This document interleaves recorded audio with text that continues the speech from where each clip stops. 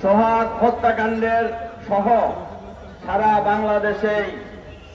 খুন, ধর্ষণ এবং চাঁদাবাজির বিরুদ্ধে আয়োজিত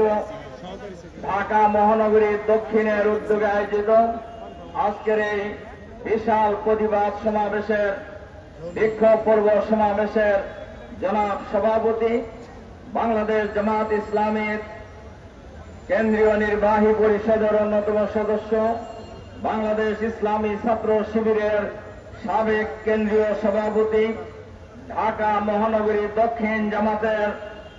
সংগ্রামী আমির, জুলাই বিপ্লবের অন্যতম নেতা, আমাদের জনসংগ্রামী জননেতা জনাব নুরুল ইসলাম বুলবুল,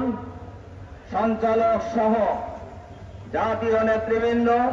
মহানগরী নেতৃবৃন্দ, সাংবাদিক বন্ধুগণ, সংগ্রামী ভাই ও বন্ধুগণ, আসসালামু আলাইকুম।